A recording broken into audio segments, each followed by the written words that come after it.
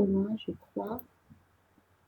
Voilà. Alors, on va voir les forces conservatives et les forces non conservatives aujourd'hui.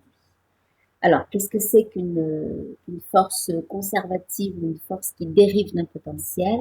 Eh bien, par définition, c'est une force qui est tel que son travail entre deux positions A et B, donc une position de départ A et une position d'arrivée B, eh bien, le travail de cette force sur ce trajet AB, eh bien, c'est l'énergie potentielle de départ moins l'énergie potentielle d'arrivée. D'accord? Alors, c'est le cas de la force de gravitation, c'est le cas du poids, c'est le cas de la force élastique qu'on a vu la semaine dernière. Alors, quelles sont les conséquences de cette définition? Alors, on va voir la première conséquence, c'est que le travail de ces forces est indépendant du chemin suivi pour aller du point A au point B. Alors, je vous rappelle les résultats qu'on a trouvés. Pour la force de gravitation, quand on a calculé le travail de la force de gravitation, eh bien, on a trouvé que ça donnait cette quantité-là, c'est-à-dire l'énergie potentielle de gravitation au point A, moins l'énergie potentielle de gravitation au point B. Je vous rappelle que l'énergie potentielle de gravitation à grande distance, c'est moins G grand M petit m sur R. Donc, à la position A, c'est moins G grand M petit m sur RA. Et à la position B, c'est moins G grand M petit m sur RB. Alors, pour le poids, on avait trouvé que ce travail, c'était MGHA moins MGHB. On a fait ce calcul la dernière fois. Hein. Et pour la force élastique, on avait trouvé que le travail entre deux positions, le travail de la force élastique entre deux positions A et B, eh bien, ça nous avait donné cette expression, c'est-à-dire l'énergie potentielle élastique au point A moins l'énergie potentielle élastique au point B. Alors, ce que vous pouvez remarquer dans chacune de ces expressions du travail de la force, donc le travail de la force de gravitation, le travail du poids, le travail de la force élastique, et bien, ce que vous constatez, c'est que dans les trois cas, eh bien, ce travail qui est aussi moins la variation d'énergie potentielle, eh bien, cette variation d'énergie potentielle, elle ne dépend que des coordonnées des points A et B, c'est-à-dire qu'elle ne dépend que de la position initiale et la position finale. Alors, ça veut dire que ce travail ne dépend pas du chemin suivi, il ne dépend que de la position de départ et de la position d'arrivée. Alors, ça, c'est la première conséquence de cette définition d'une force qui dérive d'un potentiel. Alors, deuxième conséquence, c'est que on vient de voir si on va d'un point A à un point B, eh bien, ce qu'on va voir maintenant, c'est si on va d'un point A à un point B. Alors, je vais d'un point A à un point B. Alors, on a vu que quel que soit le chemin qu'on suit pour aller de A à B, eh bien, le travail de la force, si cet objet est soumis à une force qui dérive d'un potentiel, eh bien, le travail de la force sur tout ce trajet ou le travail de cette force sur ce trajet, alors que je suive ce chemin ou celui-là ou encore celui-là, d'accord? Eh bien, ça ne change rien. Le travail de la force, si la force qui s'applique à l'objet, c'est une force qui dérive d'un potentiel, eh bien, ce travail ne dépendra que des coordonnées du point A et des coordonnées du point B. D'accord? Alors maintenant, eh bien, on va voir ce qui se passe si je vais d'un point A à un point B, d'accord, par un chemin quelconque, d'accord, voilà le chemin que j'ai suivi, mais je suis revenu du point B, oh, bon, voilà donc du point A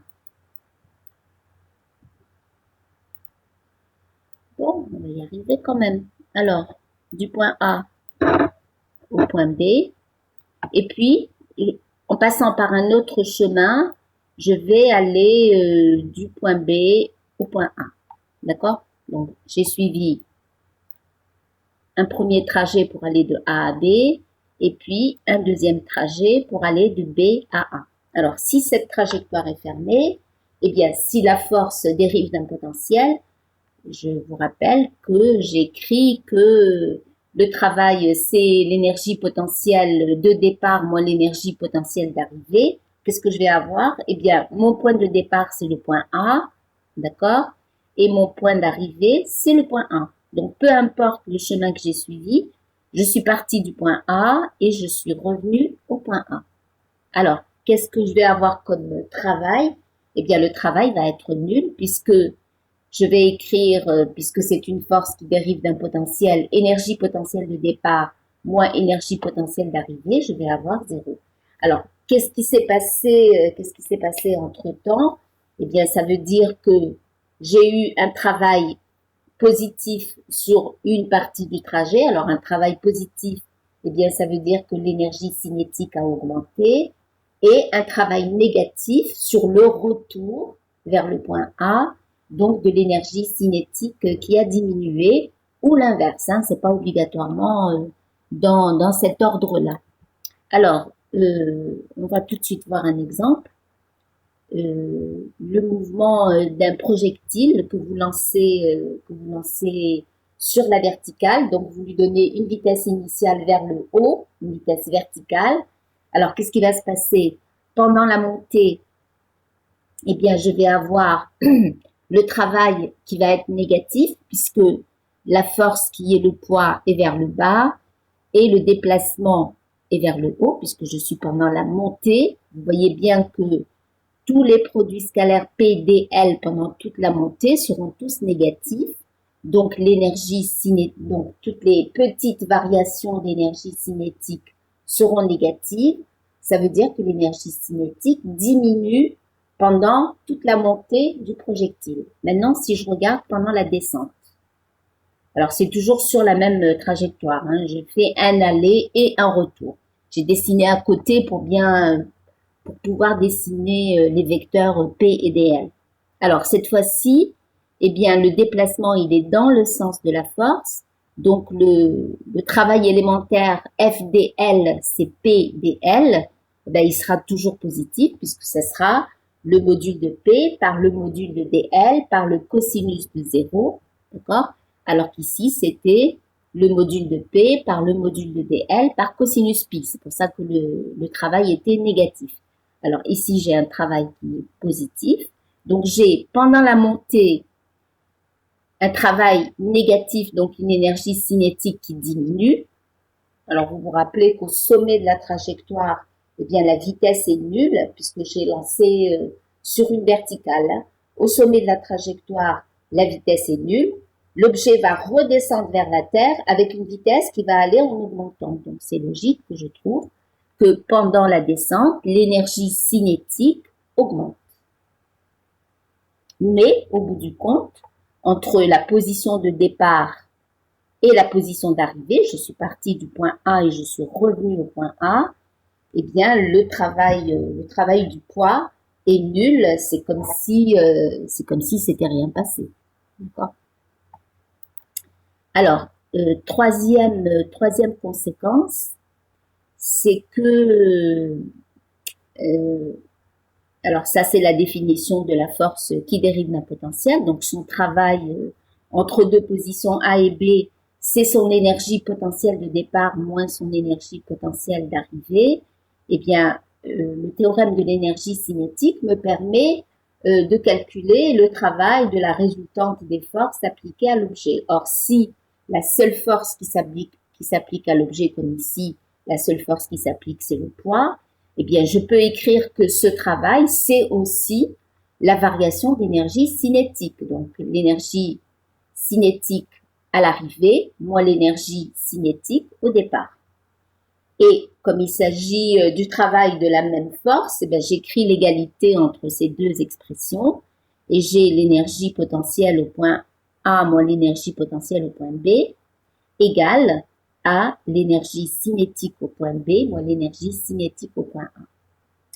Alors ça, c'est quelque chose qu'on a déjà vu à chaque fois qu'on a vu la définition de l'énergie potentielle pour chacune des trois forces qu'on a étudiées. Hein. Alors, on peut regrouper à gauche ce qui dépend du point A. Donc l'énergie cinétique au point A ici va passer au membre de l'équation qui est à gauche. L'énergie potentielle au point B va passer à droite et je vais avoir l'énergie potentielle plus l'énergie cinétique au point A égale à l'énergie potentielle plus l'énergie cinétique au point B. Alors cette quantité, on l'a déjà définie, c'est ce qu'on appelle l'énergie totale. Eh bien l'énergie totale au point A est égale à l'énergie totale au point B. C'est-à-dire que quand il n'y a que des forces qui dérivent d'un potentiel, eh bien l'énergie mécanique totale de la particule se conserve. C'est pour ça qu'on dit que une force qui dérive d'un potentiel est une force conservative. Donc le poids est une force conservative, la force d'attraction gravitationnelle est une force conservative, la force élastique est une force conservative. C'est-à-dire que si une de ces trois forces, ou même les trois à la fois, s'exerce sur un objet, eh bien l'énergie totale de cet objet se conserve. Alors, la forme différentielle, euh, on va réécrire cette définition de la force qui dérive d'un potentiel sous forme différentielle. Alors, vous avez vu qu'on a écrit que le travail de la force, donc la somme de tous les travaux élémentaires FDL entre la position A et la position B, c'est l'énergie potentielle de départ moins l'énergie potentielle d'arrivée. Alors, quand on regarde ce que c'est que cette expression, eh bien, on pourrait l'écrire sous la forme intégrale de DEP entre la position A et la position B. Regardez bien, si j'intègre la quantité DEP, qui est la différentielle de EP, c'est-à-dire une toute petite variation de EP, si j'intègre ça, eh bien, j'obtiens EP. Et je vais le calculer entre, je vais écrire que cette intégrale-là, donc l'intégrale de DEP, c'est comme si je faisais, je sais pas, intégrale de DF, une fonction quelconque f, donc intégrale de DEP entre la position A et la position B, eh bien, c'est l'énergie potentielle, c'est la fonction EP à prendre entre le point A et le point B. D'accord? L'intégrale de dx, c'est x. Ça va? Donc, vous prenez l'intégrale de la différentielle de EP, ben, ça vous donne EP. Et ça sera donc EP à prendre entre A et B, c'est-à-dire l'énergie potentielle au point B moins l'énergie potentielle au point A. Alors, il se trouve, nous, qu'on a un signe moins ici. Hein. Donc, on a moins l'intégrale de DEP entre la position A et la position B. Alors maintenant, rien ne nous empêche, quand on a l'égalité entre deux intégrales, eh bien, ça implique automatiquement l'égalité entre les fonctions. Donc, je vais écrire que ce que j'ai intégré ici est égal à ce que j'ai intégré ici, alors évidemment avec le signe moins. Hein. Donc, ça veut dire que D, soit FDL égale à moins DEP, soit on écrit que DEP, la différentielle, la petite variation d'énergie potentielle sur le petit déplacement dl, quand vous allez d'un point M à un point M' très très proche de M, eh bien ça va correspondre à une variation d'énergie potentielle très petite que j'appelle DEP. Voilà. Alors j'ai vu. Pourquoi avec le signe moins? Eh bien, parce que si c'était avec le signe plus, ça se serait écrit énergie potentielle, ça aurait été dans le même ordre qu'ici. J'aurais eu énergie potentielle au point B, moins énergie potentielle au point A. Or, moi, mon résultat ici, c'est l'énergie potentielle de départ, moins l'énergie potentielle d'arrivée. Donc, forcément, c'est qu'il y a un signe moins. C'est-à-dire, si je devais écrire ça, j'aurais, je vais l'écrire, hein. C'est l'énergie A.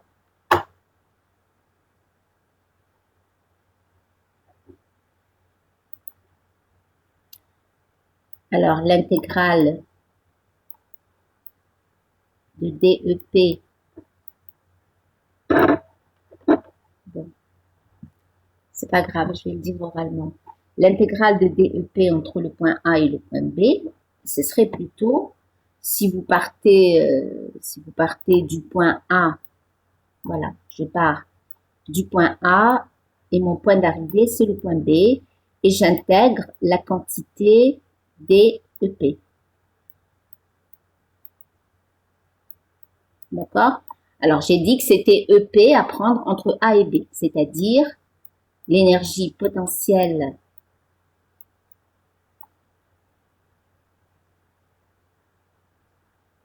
Ah oui, c'est une grande découverte ça. Écoutez, c'est pas la première fois vous débarquez, c'est pas la première fois qu'on parle d'intégrale. Alors arrêtez de me dire que vous ne savez pas ce que c'est qu'une intégrale. On l'a définie en cinématique. Alors l'intégrale de DEP, vous n'allez pas faire tout votre cursus universitaire en répétant à tous vos enseignants du L1 jusqu'au M2 que vous n'avez pas fait les intégrales. Il y a un moment où vous devez vous prendre en charge et essayer de combler vos lacunes, hein. Voilà, c'est l'opération inverse de la dérivée. Alors, c'est l'énergie potentielle au point B moins l'énergie potentielle au point A. Ça va? Ça, c'est l'intégrale de la quantité DEP, c'est-à-dire une toute petite quantité d'énergie potentielle, une toute petite variation d'énergie potentielle. Quand vous faites la somme de toutes ces petites variations, eh bien, ça vous donne, faire la somme de toutes ces petites variations, ça revient à calculer une intégrale entre une position de départ et une position d'arrivée. Donc, ça vous donne, on l'a écrit tout à l'heure, ça donne à l'intérieur du crochet, vous allez avoir l'intégrale de DEP, c'est-à-dire EP, à prendre entre la position A et la position B. C'est bon? Et donc, ça donne l'énergie potentielle au point B moins l'énergie potentielle au point A. Ça va? Alors, tout ça pour en venir à quoi? Pour en venir à mon signe moins. Alors, si vous comparez cette quantité avec ce qu'on a ici, grâce à la définition d'une force qui dérive d'un potentiel, vous voyez bien que l'ordre des deux termes a été inversé. Si vous calculez l'intégrale de DEP, ça vous donne énergie potentielle au point B moins énergie potentielle au point A. Or, nous, ici, on a l'énergie potentielle au point A moins l'énergie potentielle au point B, c'est-à-dire qu'on a moins cette intégrale. Est-ce que, est-ce que vous avez compris la personne qui a posé la question du signe moins?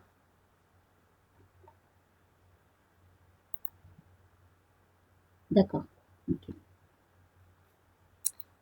Voilà, donc la forme différentielle, c'est-à-dire l'équivalent de travail entre A et B égale à énergie potentielle initiale moins énergie potentielle finale, eh bien, sous la forme différentielle, ça revient à ça. Alors, qu'est-ce que ça va avoir comme conséquence? Eh bien, vous avez vu qu'on a dans le travail élémentaire FDL, eh bien, j'ai le produit scalaire FDL. Donc, si j'ai trois directions, si ma force, elle est orientée de manière à avoir trois composantes fx, fy, fz, eh bien, le produit scalaire, c'est la somme des produits des composantes. Alors, f va avoir comme composante fx, fy, fz. dl va avoir comme composante dx, dy, dz.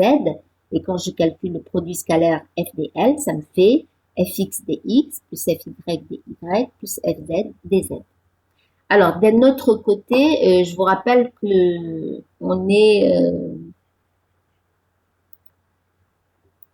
là, hein, on vient d'arriver à ce résultat, c'est-à-dire que DEP, une petite variation d'énergie potentielle quand je fais le petit déplacement dl, c'est moins FDL. Alors, je viens de calculer ce produit scalaire FDL, et bien maintenant, je vais calculer cette petite variation d'énergie potentielle.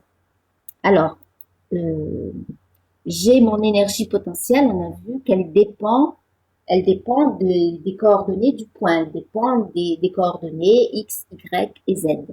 Alors, ça c'est la définition de la différentielle totale. Quand vous avez une fonction à trois variables, eh bien, sa différentielle, vous pouvez l'écrire sous cette forme. Alors, dérivée partielle de EP par rapport à x dx, plus dérivée partielle de EP par rapport à y dy, plus dérivée partielle de EP par rapport à z dz.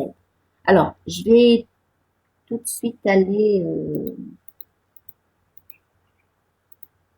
voilà, je vous ai mis un petit exemple de fonction.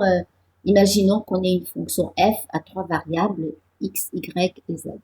Alors, pour nous, cette fonction, ça sera l'énergie potentielle.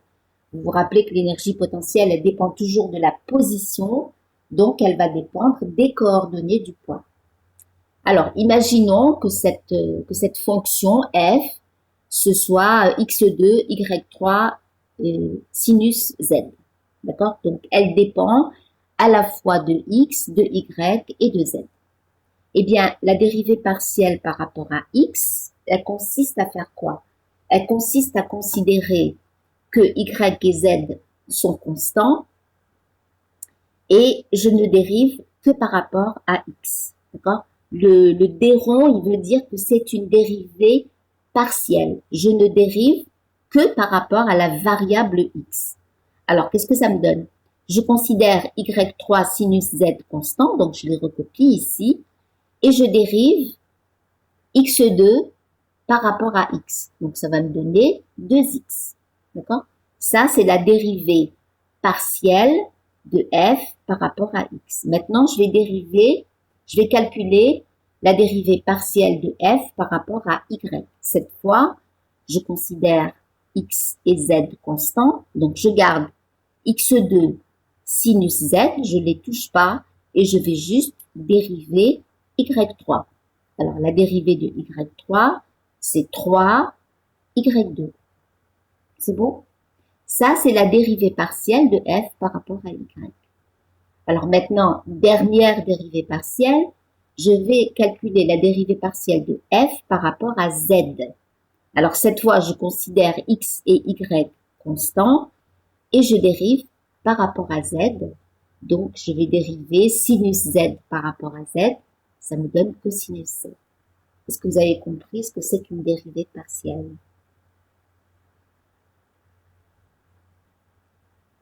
D'accord. Alors, je vais remonter. J'étais à la page 7, je crois. Voilà. Donc, j'écris que, alors, EP c'est l'énergie potentielle, c'est une fonction scalaire, hein, c'est pas un vecteur. Alors, j'écris que c'est, alors, la différentielle totale, c'est une définition mathématique, hein.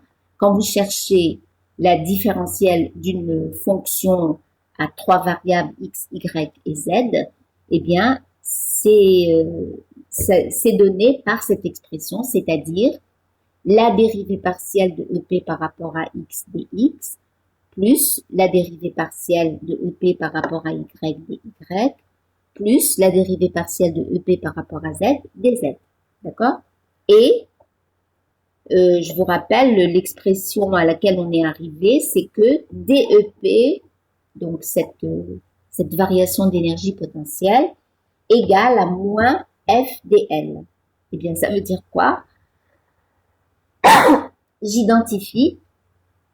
Alors, j'ai des termes dx dans les deux, dy dans les deux, dz dans les deux. Alors, n'oubliez pas que je dois mettre un signe moins devant FDL. Alors, qu'est-ce que ça me donne? Eh bien, ça me donne moins fx égale à DEP sur dx, moins fy égale à DEP sur dy, et moins fz égale à la dérivée partielle de EP par rapport à z. Alors, ces trois équations-là, eh bien, on les résume par une seule équation qui s'appelle F égale moins gradient de EP. D'accord? Alors, il sert à quoi cet opérateur? Alors, c'est un opérateur mathématique qui vous permet de transformer une quantité qui est scalaire en une quantité qui est vectorielle. Vous voyez bien que si je calcule le gradient de EP, eh bien, j'obtiens la force. Je suis partie d'une grandeur scalaire et j'aboutis à une grandeur vectorielle. Voilà. Alors, je sais pas, on aura peut-être l'occasion de revenir là-dessus. Pour le moment, c'est juste pour que vous sachiez que ça existe. Ne vous encombrez pas avec ça. Vous voyez pas ce que qu'est-ce qui se passe? Vous voyez pas ce que je partage? Oui. Alors, c'est Lina qui dit, est-ce que vous arrivez à voir? Vous voyez pas ce que je partage, Célina? D'accord, ben tout le monde voit. Il y a, je sais pas quel est le problème dans votre connexion. Oui, sûrement un problème de connexion. Voilà. Donc, on a fini les forces conservatives. On va voir maintenant ce que c'est que les forces non conservatives.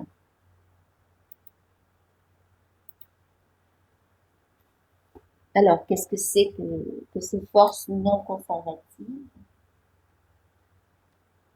Alors, ce sont des forces, comme leur nom l'indique, qui, quand elles sont là, quand elles sont présentes, eh bien, l'énergie totale de la particule ne se conserve pas.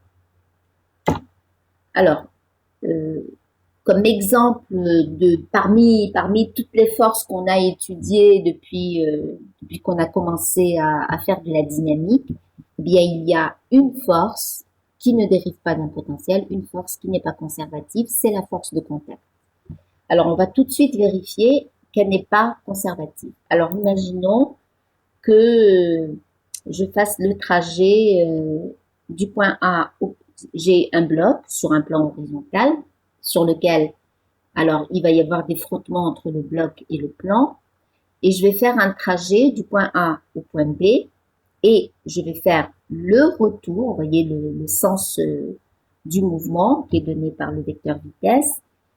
Je vais faire un retour, d'accord? Et je vais calculer le travail de cette force de contact sur cette trajectoire fermée. C'est-à-dire, je vais du point A au point B et je reviens du point B au point A. Donc, si c'était une force, si la force de contact est une force qui dérive d'un potentiel, je devrais trouver travail de A à B plus travail de B à A égale travail de A à A, je devrais trouver 0. D'accord? Si la force de contact dérive bien d'un potentiel. Alors, on va vérifier ça. Eh bien, on va calculer. Alors, pour pouvoir aller dans ce sens-là, alors j'ai supposé qu'on applique une force F vers la droite qui va faire en sorte que l'objet va glisser, d'accord? Et alors, comme le sens du mouvement est vers la droite, eh bien la force de contact est penchée vers l'arrière par rapport au sens du mouvement.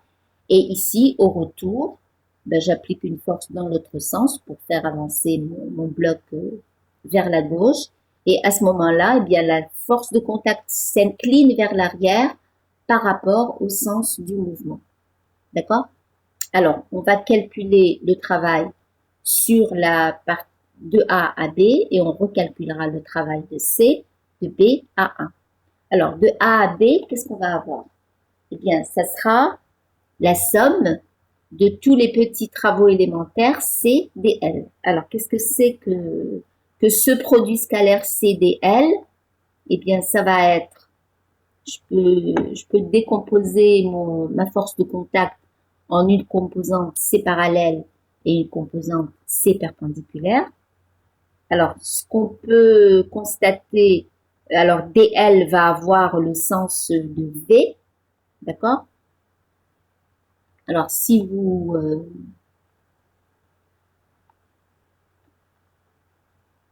je vais dessiner les vecteurs. Hein. Alors, mon vecteur... alors, mon vecteur C parallèle, le voici. D'accord? Mon vecteur C perpendiculaire, c'est celui qui est sur la verticale. Ça va? Et mon vecteur dl, il est dans le sens du mouvement. Voilà mon dl, hein, il est dans le sens du vecteur vitesse. Alors, regardez bien comment sont orientés ces vecteurs. Quand je calcule le produit scalaire C dl, eh bien je peux décomposer ma force C suivant la direction parallèle au déplacement et perpendiculaire au déplacement. Donc, je vais avoir le produit scalaire CdL qui sera égal au produit scalaire C parallèle dl plus le produit scalaire C perpendiculaire dl. Or, on a vu la dernière fois quand on a étudié le travail, on a vu qu'il n'y a que la composante parallèle au déplacement qui joue un rôle dans le travail. Donc, cette composante étant perpendiculaire au déplacement, son travail va être nul. La seule composante qui va donner lieu à un travail, c'est la composante C parallèle. Alors, regardez bien, quel est l'angle qu'il y a entre C parallèle et dl? C'est pi. Ça veut dire que le produit scalaire C parallèle dl, ça sera le module de C parallèle par le module de dl multiplié par le cosinus de pi qui vaut moins 1, c'est-à-dire que ça sera moins module de C parallèle dl. Alors, c'est ce qu'on retrouve ici. Alors, c'est le produit, uniquement le produit scalaire C parallèle dl. Alors maintenant, vous écrivez ce que c'est que C parallèle dl, eh bien, c'est module de C parallèle par module de dl par cosinus pi, c'est-à-dire moins 1. Alors, le C parallèle, il vaut quoi? Eh bien, le C parallèle, si vous connaissez le coefficient de frottement entre le bloc et le plan, eh bien, ce coefficient de frottement, c'est C parallèle sur C perpendiculaire. C perpendiculaire étant opposé au poids, eh bien, je vais avoir C parallèle qui est égal à mu d mg. C'est bon? Ce qui fait que le travail, alors mu d mg étant constant, je le sors de l'intégrale. J'aurais peut-être dû détailler ici. Alors, je continue ce qu'il y a après ça. Hein. Donc, c'est l'intégrale de C parallèle, alors module de C parallèle par module de dl multiplié par cosinus pi, donc je mets un signe moins. C'est bon? Alors, C parallèle, c'est quoi? J'ai C parallèle qui est égal à mu d C perpendiculaire et C perpendiculaire est égal à mg. C'est bon? Donc, C parallèle est égal à mu d mg. C'est bon? Et je vais avoir, alors, à la place de C parallèle, eh ben, j'écris que j'ai mu d mg, c'est-à-dire que cette intégrale-là, eh bien, elle va être égale à l'intégrale entre A et B de moins mu d mg dl. Toute cette quantité-là, elle est constante. Donc, je peux la sortir de l'intégrale. Qu'est-ce qui va me rester? Il va me rester mu dmg multiplié par l'intégrale. Alors, est-ce que je peux la déplacer? Je déplace mon intégrale. Voilà. Donc, ça me donne moins mu dmg intégrale de dl. Qu'est-ce que c'est que l'intégrale de dl? B. Qu'est-ce que c'est que l'intégrale de dl entre la position A et la position B? Eh bien, c'est la distance AB. D'accord? Donc, j'ai le travail entre A et B qui est égal à moins mu d mg AB. AB étant l'intégrale, la somme de tous les petits déplacements dl. C'est bon? Alors, j'ai vu qu'il y avait une question. Pourquoi que les forces, eh ben parce que, pourquoi que les forces C et DL? Parce que je m'intéresse au travail, de la force de contact. Ce que je veux vérifier, c'est est-ce que la force de contact est une force conservative. D'accord? Donc, je calcule son travail. Je sais par définition que si la force est conservative, eh bien, son travail sur une trajectoire fermée doit être égal à 0. D'accord? Et si je ne trouve pas 0, ben, ça voudra dire que la force de contact n'est pas conservative. Est-ce que vous avez compris? C'est l'EMIA ou l'EPSIR. Vous avez compris pourquoi je m'intéresse juste à la force de contact? C'est parce que je suis en train d'essayer de démontrer que la force de contact est conservative ou pas conservative. C'est l'objet de ce calcul. Alors, qu'est-ce qui se passe sur le retour? Alors, sur le retour, eh bien, ma force de contact elle va être inclinée en sens inverse du mouvement. Je vais écrire que le travail entre B et A, c'est la somme de tous les travaux élémentaires CDL entre le point B et le point A. Je vais me retrouver encore une fois avec uniquement la composante parallèle qui va donner lieu à un travail. Cette composante parallèle est de sens opposé au déplacement, donc je vais avoir un signe moins qui va apparaître. Et j'aurai moins mu d mg BA. Alors évidemment, BA égale AB. Alors, qu'est-ce qu'on constate? Eh bien que si je calcule le travail de la force de contact pour aller du point A au point A, eh bien, je fais la somme du travail pour aller de A à B plus la somme du travail pour aller de B à A. Et vous constatez que j'ai obtenu exactement la même expression, c'est-à-dire que je vais avoir moins 2 fois mu d mg AB. Ça veut dire que le travail de la force de contact sur une trajectoire fermée, c'est-à-dire que vous allez d'un point A, vous faites n'importe quelle trajectoire et vous revenez au point A, c'est ce qu'on a fait ici, on a fait un aller et un retour. Eh bien, on a trouvé un travail sur une trajectoire fermée qui est différent de 0, eh bien, ça veut dire que la force de contact ne dérive pas d'un potentiel. Alors ça, c'est un résultat très important. Pourquoi? Parce qu'à chaque fois qu'on aura des frottements, eh bien, il faudra garder à l'esprit que la force de contact ne dérive pas d'un potentiel et que donc, l'énergie totale ne va pas se conserver. Ça va?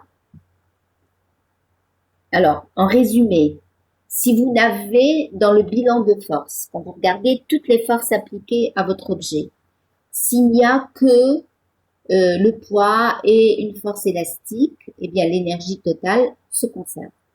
S'il y a que le poids, une force élastique, une force de contact telle que les frottements n'existent pas, c'est-à-dire que la force de contact elle est perpendiculaire à la direction du mouvement, eh bien l'énergie totale se conserve. Par contre, dès que vous avez du frottement, la force de contact est inclinée par rapport à la normale, à la perpendiculaire à la direction du déplacement, eh bien vous avez votre énergie totale qui ne se conserve plus. Alors, on va voir le cas général. Comment est-ce qu'on va se débrouiller maintenant pour savoir quelle est la variation d'énergie totale?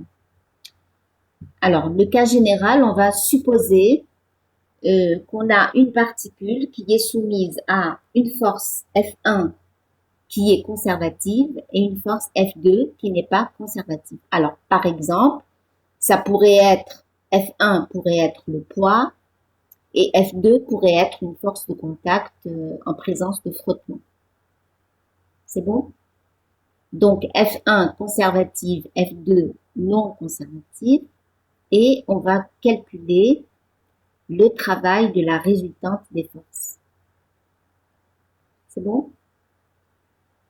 Alors, d'après le théorème de l'énergie cinétique, eh bien, je sais que le travail de la résultante des forces, c'est la variation d'énergie cinétique. C'est-à-dire, si vous calculez, alors la résultante des forces ici, c'est F1 plus F2. Si vous calculez le travail de cette résultante entre la position A et la position B, eh bien, c'est la variation d'énergie cinétique, c'est-à-dire l'énergie cinétique finale, donc au point B, moins l'énergie cinétique initiale, donc l'énergie cinétique au point A. C'est bon? Alors, qu'est-ce qu'on sait de ces forces? On sait que F1 dérive d'un potentiel. Alors, si F1 dérive d'un potentiel, son travail, eh bien, je vais pouvoir l'écrire comme moins la variation d'énergie potentielle. D'accord?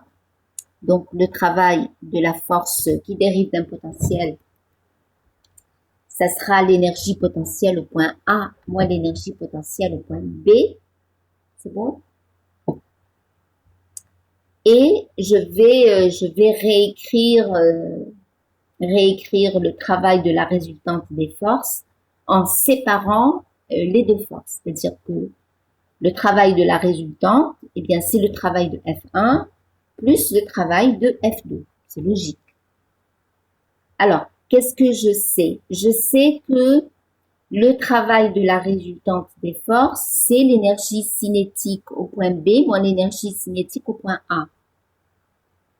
Et je sais que le travail de la force conservative, c'est l'énergie potentielle au point A moins l'énergie potentielle au point B. Donc, je recopie. Ça va?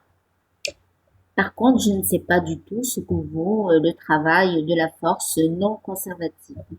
Eh bien, je vais le déduire de cette équation. D'accord? Alors, le travail de la force non conservative, donc ce terme-là, pour l'avoir, ben, je fais passer ce crochet-là, je le fais passer à gauche et je vais avoir le travail de la force non conservative égale à, alors, à gauche, j'avais déjà la variation d'énergie cinétique et je fais passer ce terme-là à gauche, donc moins énergie potentielle au point A moins énergie potentielle au point B. Alors, je regroupe les termes qui dépendent du point B et les termes qui dépendent du point A. Alors, qu'est-ce que j'ai? Avec le point B, eh bien, j'ai l'énergie cinétique au point B et j'ai moins l'énergie potentielle au point B, c'est-à-dire plus l'énergie potentielle au point B. D'accord? Pour le point A, j'ai moins l'énergie cinétique au point A et j'ai moins l'énergie potentielle au point A. C'est bon? Alors, ça veut dire que si je regroupe les termes à la position B et les termes à la position A, eh bien, je me rends compte que j'ai l'énergie cinétique plus l'énergie potentielle au point B, moins l'énergie cinétique plus l'énergie potentielle au point A. Et vous reconnaissez ici une grandeur qu'on a déjà définie, qu'on a déjà rencontrée plusieurs fois, c'est l'énergie totale de la particule. Voilà. Donc, le travail de la force non conservative, eh bien, c'est la variation d'énergie totale. Alors, c'est un théorème très important, c'est ce qu'on appelle le théorème de l'énergie totale. Qu'est-ce qu'il nous donne? Eh bien, il nous donne la variation d'énergie totale qui est mesurée par le travail de la force non conservative, alors de la ou des forces non conservatives s'il y en a plusieurs. Ça va? Alors, on retombe bien sur la conservation de l'énergie totale si jamais il n'y a pas de force non conservative. S'il n'y a pas de force non conservative, eh bien ce travail, si F2 n'existe pas, ce travail n'existe pas, la variation d'énergie totale est égale à 0, donc on a conservation de l'énergie totale. Alors, d'accord. Okay. Bon, eh ben, on va faire une application de tout ce qu'on vient de voir. Alors, on va reprendre l'exercice 10 et on va le traiter par l'énergie. D'accord? Alors, je vous rappelle ce que c'était que l'exercice 10. Donc, on avait une piste A, B, C, D. Alors, sur la partie A, il n'y avait pas de frottement. Et sur la partie BC, des frottements avec un coefficient de frottement mu D1. Et sur la partie CD, du frottement avec un autre coefficient de frottement mu D2. D'accord?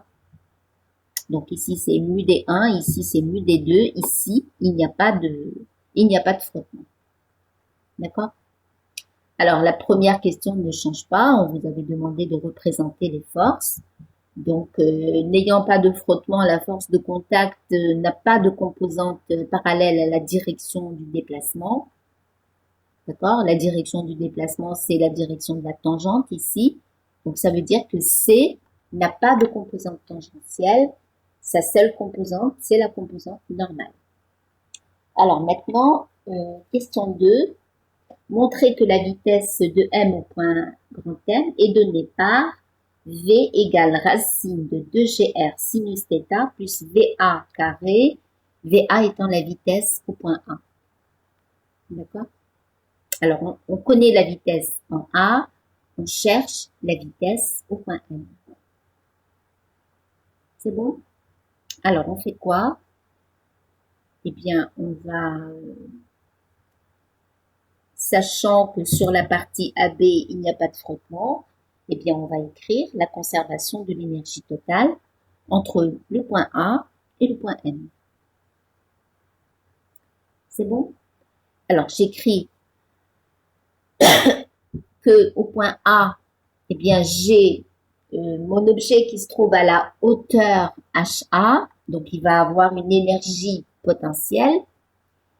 J'ai une vitesse VA, donc je vais avoir de l'énergie cinétique. D'accord? Donc j'ai 1 demi de mVA carré plus mgHA. Ça, c'est l'énergie totale au point A. Et je vais écrire que cette énergie totale au point A est égale à l'énergie totale au point M. Alors, qu'est-ce que j'ai au point M? Au point M, je suis à la hauteur HM. Donc, j'ai de l'énergie potentielle. Et j'ai une vitesse Vm. Donc, j'ai aussi de l'énergie cinétique. Ça va? Donc, voici la conservation de l'énergie totale, juste parce qu'on me dit Moi, j'ai pas coupé le son, hein. Est-ce que les autres, vous m'entendez? Oui. Alors, bon.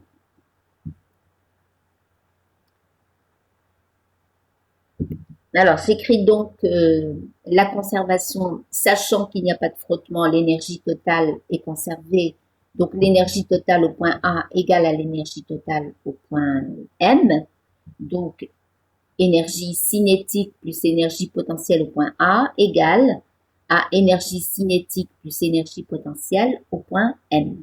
Alors, maintenant, la toute petite difficulté qu'il y a, c'est de déterminer les hauteurs HA et HM. Alors HA, eh bien, c'est R, le rayon de ce quart de cercle, d'accord?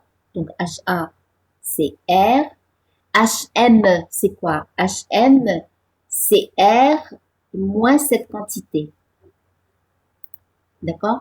Alors qu'est-ce que c'est que cette quantité-là? Alors, c'est quoi?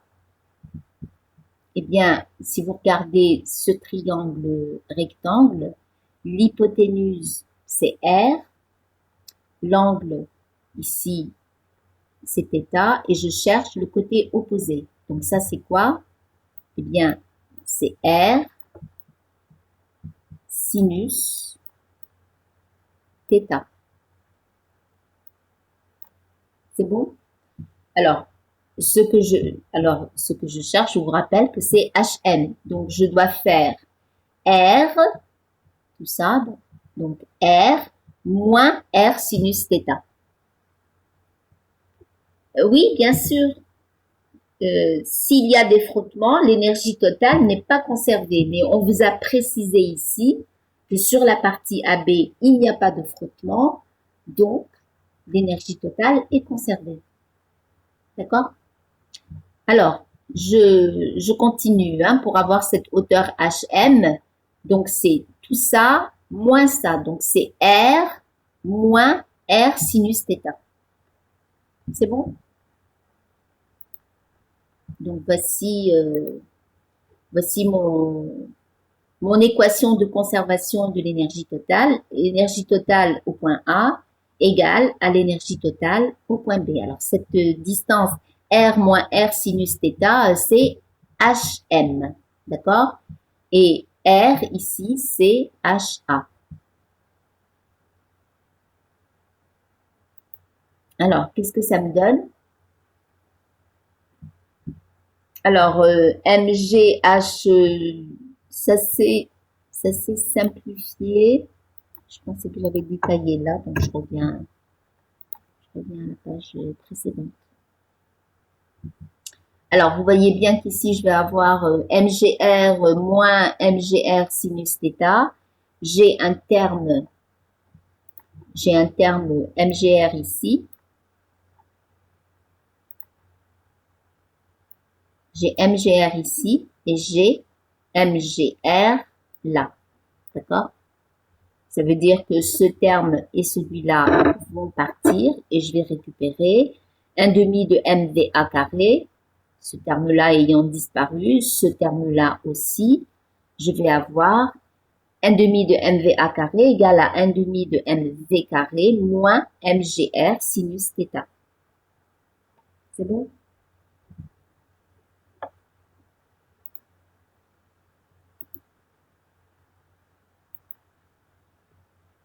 Voilà. Donc, voici l'équation. Alors, je peux tout multiplier par 2 sur m. Donc, je multiplie par 2 et je divise par m. Donc, ici, VA carré va être égal à V carré moins 2GR sinus θ. Et puis, je regroupe les termes j'isole le terme V carré, donc V carré égale à VA carré plus 2GR sinus θ, donc V égale à racine de VA carré plus 2GR sinus θ. Alors, essayez de vous rappeler ce que vous avez vu en TD pour le calcul de cette vitesse, il y a eu plusieurs étapes. On est parti de la relation fondamentale des dynamiques, on a décomposé des forces suivant la direction de la tangente et de la normale, on a transformé les différents termes pour tout écrire en fonction du θ, et au bout du compte, eh ben, après une page de calcul, on s'est retrouvé avec ce résultat. Alors que là, vous voyez bien que ça nous a pris 2 lignes de trouver la vitesse. Hein. Donc, à chaque fois que vous voyez que vous pouvez utiliser des considérations d'énergie, ça va toujours beaucoup plus vite de travailler en regardant est-ce que l'énergie totale se conserve ou ne se conserve pas. C'est plus rapide de faire le calcul par l'énergie que de passer par les forces, et il y a des cas où les choses ne sont pas simples comme dans cet exercice. Hein. D'accord? Vous avez vu la différence de difficulté. C'était beaucoup plus facile de le traiter par l'énergie que de le traiter par la dynamique. Alors, je sais pas. Oui, j'ai déjà répondu à la question de Lania. Voilà. Après, quelles étaient les questions? Bon, on refait pas les questions qui ne se font que par la dynamique. Hein. Alors, au point B, donc θ égale pi sur 2, on trouvait ça. Alors ensuite, représenter qualitativement les forces au point N. Trouver l'expression de l'accélération, on ne refait pas ça. Et petit c, déduire l'expression de la vitesse au point C du trajet. D'accord? Alors on va refaire ce calcul. Justement, ben ça va nous donner l'occasion de voir un cas où l'énergie totale ne se conserve pas. D'accord? Donc ici, à partir du moment où on vous dit qu'il y a des frottements, bien tout de suite, là, votre réflexe, ça doit être que s'il y a des frottements, l'énergie totale ne se conserve pas. D'accord? Et que la variation d'énergie totale, c'est le travail de la force non conservative. Eh bien, l'objet de notre calcul, c'est de trouver l'expression de la vitesse au point C, d'accord? Donc, notre point B est ici, notre point C est là. On connaît le point B et on nous demande le point C, d'accord? La dernière fois, on avait fait le calcul de l'accélération et puis on avait utilisé la fameuse relation V carré, VC carré moins VB carré égale à 2 fois A1 multiplié par le déplacement BC. Ici, on va le faire autrement.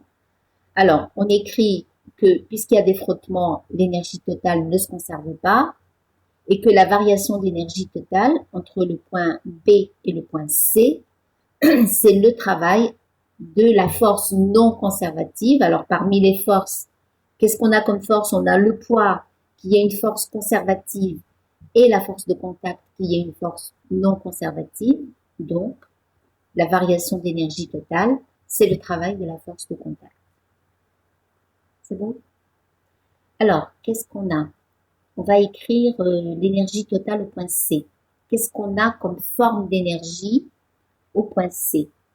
Alors, on est sur le niveau le plus bas, c'est-à-dire qu'on avait compté toutes les hauteurs pour le point A et le point M par rapport à cette hauteur, par rapport au plan BC. Donc, la hauteur des points B et C étant égale à 0, il n'y aura pas d'énergie potentielle à compter dans mon énergie totale. Il n'y aura que de l'énergie cinétique. Donc, je vais avoir 1 demi de mvc carré, l'énergie cinétique, l'énergie cinétique finale qui sera égale aussi à l'énergie totale finale, moins l'énergie cinétique initiale qui est aussi l'énergie totale initiale puisqu'il n'y a pas d'énergie potentielle. Alors, qu'est-ce que qu'est-ce qu'on avait obtenu pour VB carré? Alors, VB carré, c'était 2GR plus VA carré. Donc, je remplace. D'accord? J'ai juste remplacé VB carré par le résultat qu'on a obtenu dans la première question.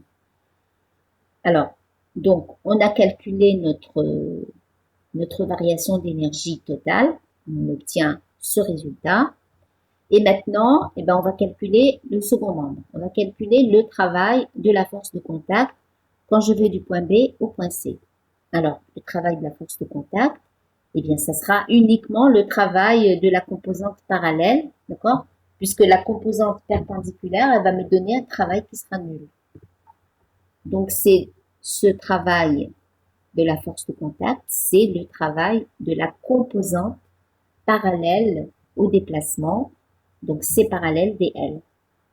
Alors, qu'est-ce que ça va me donner? Ça va me donner le module de C parallèle par module de dl par le cosinus de l'angle qu'il y a entre les deux. dl, il va être dans le sens de V. Ça veut dire que l'angle qu'il y a entre dl qui est vers la horizontale vers la droite et C parallèle qui est horizontal vers la gauche, cet angle va être égal à pi.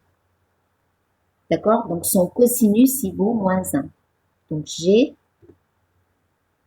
le travail de C parallèle dl, c'est moins C parallèle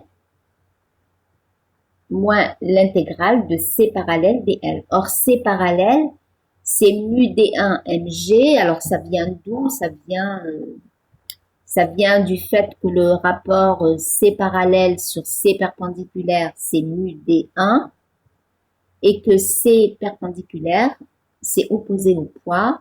Donc, je vais écrire ici, j'ai C parallèle sur C perpendiculaire égale à mu d1, d'accord? Et je sais que C perpendiculaire, le vecteur C perpendiculaire est opposé au poids. Ça veut dire que ces deux vecteurs ont le même module. Donc, C perpendiculaire égale à mg, C parallèle égale à mu d1 C perpendiculaire. Ça veut dire que C parallèle, le module de C parallèle, c'est mu d1 mg. C'est bon? Alors, je redescends. Voilà. Donc, C parallèle, son module, c'est mu d1 mg. Ça va? L'angle c'est pi, donc le cosinus vaut moins 1, c'est ce qui explique ce signe moins. Et j'ai donc le C parallèle qui est une constante, le module de C parallèle qui est égal à mu d1 mg qui est une constante que je peux sortir de l'intégrale. Et il me restera juste à intégrer le module de dl quand je vais du point B au point C, c'est-à-dire la distance BC. Donc, ce travail, c'est moins mu d1 mg BC. BC étant égal à R, c'est moins mu d1 mg R. Est-ce que c'est clair ou vous voulez que je détaille ce passage? C'est bon? C'est clair ou pas?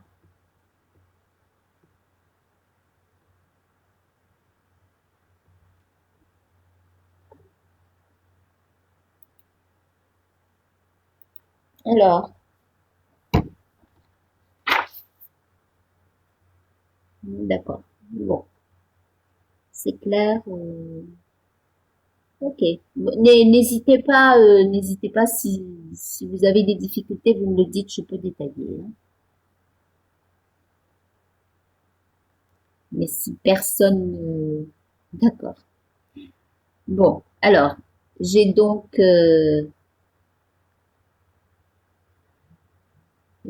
le travail de ma force de contact qui revient juste au travail de la composante parallèle au déplacement, qui vaut moins mu d1 mgr. Alors, je reviens à mon équation de départ, c'est-à-dire que la variation d'énergie totale, c'est le travail de la force non conservative qui est la force de contact. Alors, j'ai détaillé le membre de gauche, j'ai trouvé que c'était cette expression-là. Le membre de droite, je viens de trouver que c'est moins mu d1 mgr et je vais recopier chacun des membres, hein, d'accord? Donc, à gauche, à la place de la variation d'énergie totale, je mets cette expression. Et à droite, à la place du travail de C, eh bien, je vais mettre ce résultat. C'est bon? Alors, je dois isoler ce terme-là parce que je cherche la vitesse au point C. D'accord? Alors, je peux tout diviser par n, mais multiplier par 2. D'accord? Donc, je vais avoir VC carré égale, alors ce terme-là, je l'ai fait passer à droite. Je vais avoir 2GR plus VA carré. Alors, ici, j'ai divisé par m et multiplié par 2, donc j'ai un facteur 2 qui apparaît. Donc, moins 2 mu d1 GR. C'est bon? Et voilà, on retrouve l'expression de VC que vous avez trouvée en TD. D'accord? Si je mets 2GR en facteur, je vais avoir un facteur 1 ici et un facteur moins mu d1 dans ce terme-là. C'est bon? Voilà. Alors, bon, ben c'est-à-dire que l'avantage de passer par l'énergie ici, même si ça a l'air un petit peu plus long que d'écrire VC carré moins VB carré égale à 2 fois A1 BC, je vous rappelle que avant de faire ça, il a fallu qu'on calcule l'accélération. Alors que ici, on n'a pas besoin de calculer l'accélération pour trouver la vitesse au point C. Il suffit juste de calculer la variation d'énergie totale et le travail de la force de contact. Voilà. Alors ensuite, alors, quelles étaient les questions? Alors ensuite la question 3. Alors la question 3, ben on a notre notre objet qui va remonter sur le plan incliné, donc du point C au point D. Et on vous demande quelle doit être la valeur de mu D1 pour que la masse s'arrête au point D. Alors déjà, comme question petit a, on vous demandait de trouver l'accélération sur cette partie. Alors on va pas refaire cette question, vous l'avez vu en TD.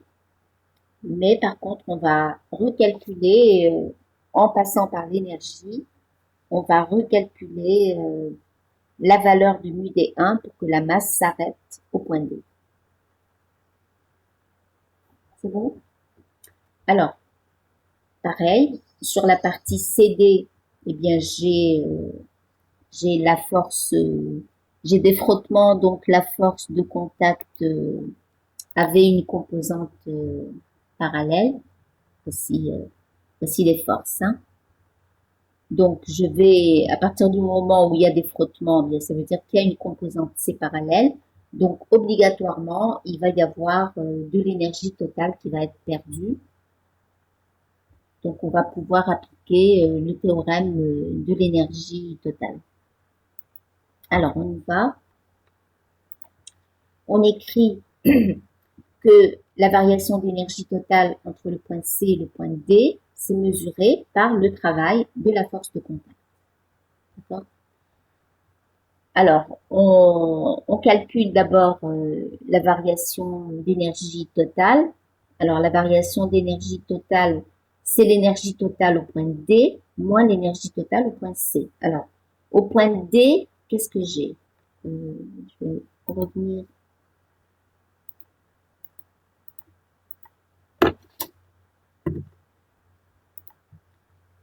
Euh, page précédente. Non. Voilà. Alors, voilà ce que j'ai. Je cherche la variation d'énergie totale entre le point C et le point D. Alors, qu'est-ce que j'ai comme forme d'énergie? Au point C, je suis au niveau 0, d'accord? Donc, j'ai pas d'énergie potentielle, mais j'ai de l'énergie cinétique. Au point D, eh bien, je suis à la hauteur HD, d'accord? Donc, j'ai de l'énergie potentielle et j'ai aussi, si VD existe, j'ai de l'énergie cinétique. D'accord? Alors, on va en profiter pour regarder dès maintenant quelle est cette hauteur HD. Euh, dans ce triangle rectangle, CD, c'est l'hypoténuse et HD, c'est le côté opposé à l'angle. Donc, HD, c'est CD sinus alpha. C'est bon? Vous le notez, on va en avoir besoin dans un petit moment. Voilà. Alors, j'ai au point D de l'énergie potentielle et de l'énergie cinétique si VD n'est pas nul. D'accord? Et au point C, je n'ai que de l'énergie cinétique. Ça va? Alors, HD, on a dit que c'était CD sinus alpha. Donc, je vais avoir cette variation d'énergie totale qui est égale à mg CD sinus alpha plus 1 demi de mvd carré si vd existe, moins 1 demi de vc carré. Alors, de l'autre côté, je calcule le travail de la force de contact. Alors, attention, cette fois-ci, à bien regarder ce que c'est que le module de la force de contact. Voici l'angle. Bon.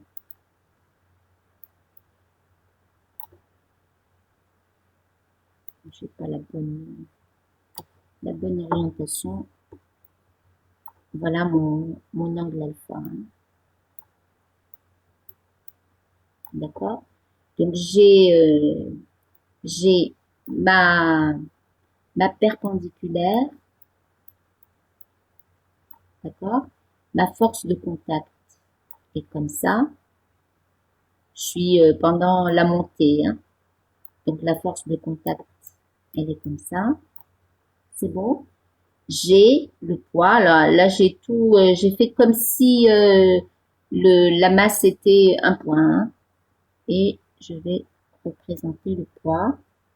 Le voici.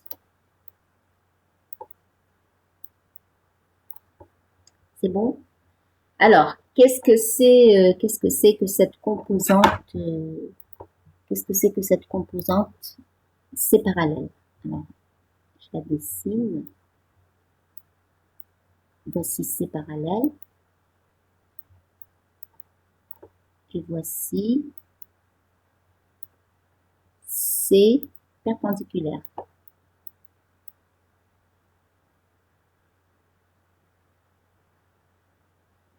Bon, j'arrive pas à mettre, voilà, l'extrémité du vecteur. C'est bon? Alors, je vais, pour le poids, d'accord? Je vais représenter les composantes du poids. Voici P parallèle et voici P perpendiculaire. C'est bon? Ah,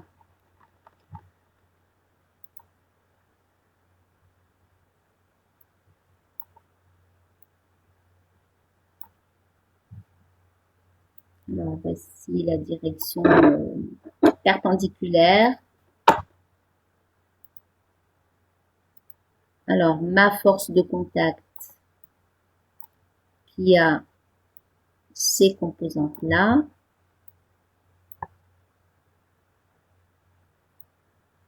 donc C perpendiculaire et C parallèle. Et j'ai mon poids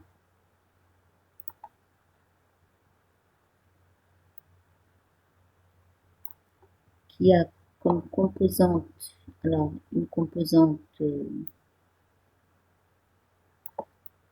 P perpendiculaire et une composante, si j'arrive, j'ai un petit peu exagéré la P parallèle, hein, d'accord? Voilà. Un petit peu. Voilà. C'est bon? Alors, il faut bien regarder ce que c'est que mon C parallèle, c'est-à-dire ce vecteur. Qu'est-ce que je sais du module de ce vecteur? Je sais que C parallèle, c'est mu D2 multiplié par C perpendiculaire. Alors, qu'est-ce que c'est maintenant que C perpendiculaire? Eh bien, C perpendiculaire égale à P perpendiculaire. D'accord? C perpendiculaire, c'est P perpendiculaire, c'est-à-dire que c'est, regardez bien ce triangle rectangle, voici le poids, c'est l'hypoténuse de ce triangle, l'angle alpha se retrouve ici, et P perpendiculaire, c'est le côté adjacent. Donc ici, je vais pouvoir dire que c'est mg cosinus alpha. C'est bien? Mg cosinus alpha. Tout le monde a bien suivi? Alors, on y va. Mon C parallèle, on a dit que c'était mu d mg cosinus alpha. D'accord? Donc, j'ai le signe moins à cause du cosinus pi, l'angle qu'il y a entre les deux vecteurs C parallèle et dl. Donc, j'ai moins l'intégrale du module de C parallèle par le module de dl. Le module de C parallèle, c'est mu d2 mg cosinus alpha, qui est constant que j'ai sorti de l'intégrale. Il me restait quoi? Il me restait l'intégrale entre C et D du déplacement dl. Eh bien, c'est le déplacement CD. D'accord? Alors, je réécris donc mon théorème de l'énergie totale. Donc, j'écris la variation d'énergie totale alors qu'on avait trouvé ici. Donc, sachant que VD, alors je l'ai complètement réécrit. Hein. Voici la variation d'énergie totale. D'accord? Et voici le travail de la force de contact. D'accord? Donc, j'ai réécrit cette équation-là en remplaçant la variation d'énergie totale par ce résultat et en remplaçant le travail de la force de contact par ce résultat. C'est bon? Alors, il se trouve qu'on me demande de calculer ça quand VD égale 0. Donc, j'élimine ce terme-là. Et je vais avoir mg, alors CD c'est égal à R, d'accord? Donc je vais avoir mg R sinus alpha, ce terme disparaît, moins 1 demi de mvc carré, égal à moins mu d2 mg cosinus alpha, CD égale à R, d'accord? Donc j'ai alors, je remplace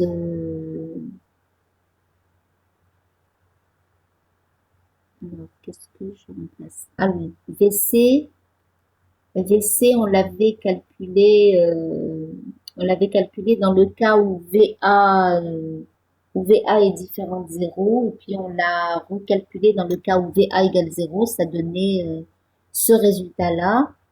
Donc, j'ai juste remplacé ici VC par le résultat qu'on a trouvé tout à l'heure à la fin de la deuxième question. D'accord? Voilà. Donc, ce terme-là, MGCD sinus alpha, c'est MGR sinus alpha. Moins 1 demi de MVC carré, ben, j'ai remplacé VC carré par 2 fois cette expression. Donc, le 2 est parti avec le 1 demi. Et puis, de l'autre côté, ben, j'ai rien changé, sauf que CD est égal à R. Donc, ici, je mets R. D'accord? Alors, on a le facteur R qui revient partout. Il apparaît ici, là et là. J'ai MG qui apparaît partout. D'accord? Donc, j'ai MG qui va MGR qui va être éliminé parce qu'il apparaît dans tous les termes. Donc j'ai MGR, j'ai MGR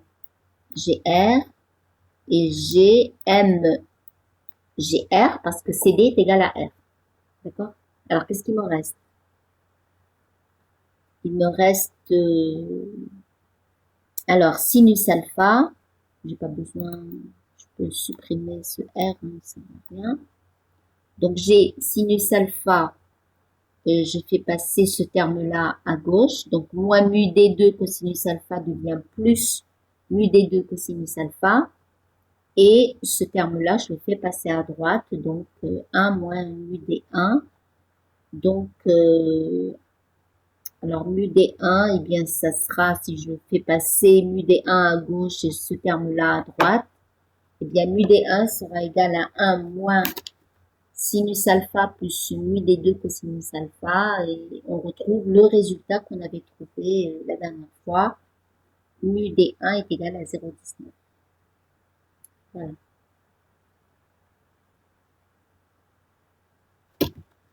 Alors on va s'arrêter là. Donc vous avez vu dans cet exercice les deux situations. La situation sans frottement où l'énergie totale est conservée et la situation avec frottement où la variation d'énergie totale, c'est le travail de la force non conservative qui est ici la force de contact. Alors on a étudié ça sur un plan horizontal, sur un plan incliné. Donc vous avez vu toutes les situations possibles.